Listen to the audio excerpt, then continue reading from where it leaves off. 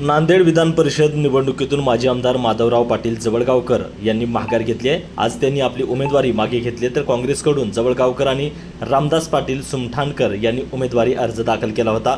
सुमठाणकर यांची उमेदवारी कायम आहे तर पक्षाने आदेश दिल्याने उमेदवारी मागे घेतल्याची जवळगावकर यांनी सांगितले। महाविकास आघाडीतून अजून उमेदवार ठरला नाही तर उभाटाकडून देखील दोघांनी उमेदवारी दाखल केलेली आहे। त्यामुळे महाविकास आघाडीचा उमेदवार कोण याबाबत सस्पेन्स अजूनही कायम आहे। चारुदत्त चौधरी, एकमत डिजिटल, नांदेड।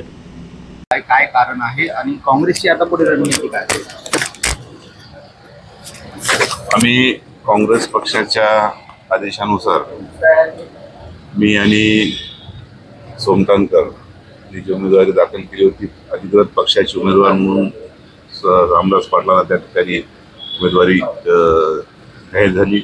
त्यामुळे आज मी माझा जो अपक्ष उमेदवारी दाखल केली होती ती मी आज वापस घेत आहे आणि पक्षाचा जो आदेश आहे त्या पक्षाच्या आदेशाचा आमचे येणाऱ्या काळामध्ये आम्ही पक्षाच्या उमेदवारासाठी त्या ठिकाणी पक्षासाठी काम करू।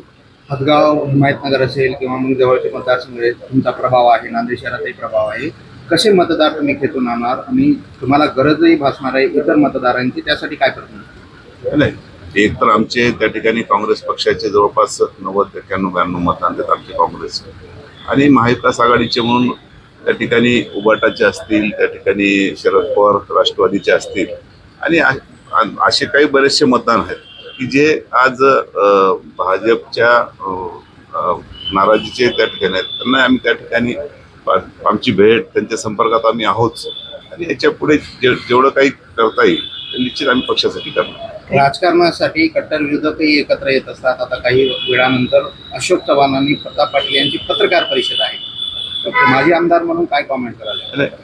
आता समजलं आम्हाला की दोघांची पत्रकार परिषद आहे, पण पत्रकार परिषद झाल्यानंतर बोलू त्याच्यावर। काय तुमची काही नाराजी आहे का? पक्षाने काय आदेश दिला? माझी काही नाराजी नाही, पक्षाचा आदेश पाळणारा मी कार्यकर्ता आहे।